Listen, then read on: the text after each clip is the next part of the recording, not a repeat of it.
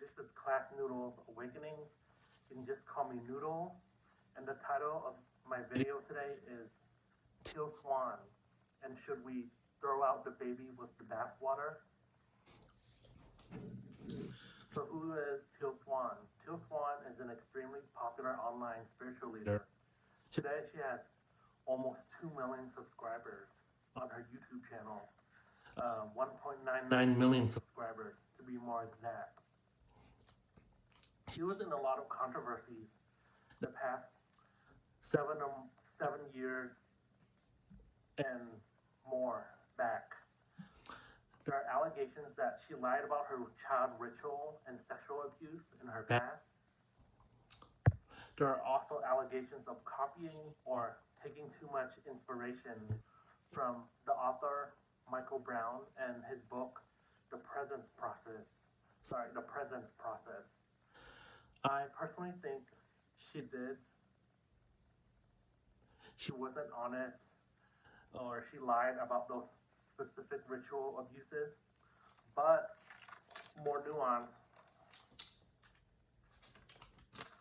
I actually do believe she experienced some type of abuse.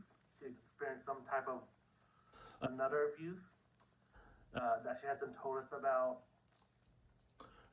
That wasn't the ritual abuse that made her the traumatized person she is today.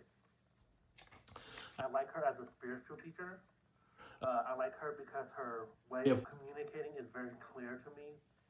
It's not too overly simplistic, and it's not too overly complicated. I know this might be a controversial opinion, but I don't think she's a narcissist.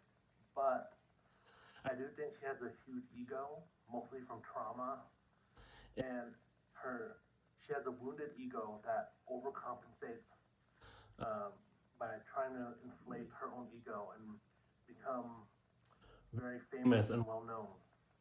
I think it comes from childhood wounds. I still watch her videos as long as she doesn't do any more bad or weird stuff in the future.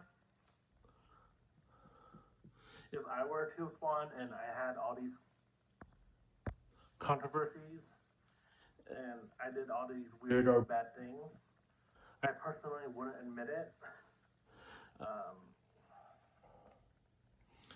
I might just try to do PR and not tell the whole truth or something like that. Another controversy with Teal Swan was she had a quote about visualizing death, and it was about death, visualizing death, and it's related to her controversies pertaining to death and suicide, but this one's more death. I feel like this particular quote on suicide or death is more taken out of context, even though it's well intentioned. I do think the quote is concerning, even though she's well intentioned. I think the quote was about visualizing death, was about releasing fear and anxiety concerning death, so that people didn't feel ashamed or fearful of death or having suicidal thoughts. I think she should have worded it better and explained it better. She had other quotes pertaining to death or suicide, but these ones are more about suicide in particular. That suicide is a safety net or a reset button. I personally disagree with this, even if she's well intentioned. Even if she was trying to release resistance and fear from suicide, I think saying this, even with good intentions, about suicide can expose vulnerable people or people who are severely mentally ill or mentally ill enough to take it out of context or to be more likely to commit suicide. Yeah, so I think those quotes about suicide being a reset button or a safety net is concerning, and I disagree with it, even if she is well-intentioned, because severely mentally ill people can take it out of context and lead them down further into depression.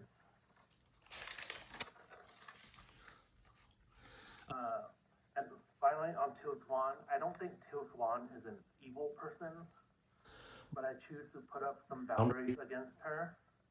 Like, I won't go to a meeting or a sangha with her, or I wouldn't hang out with her as a friend, or something like that. But I would buy her books, and I would watch her videos.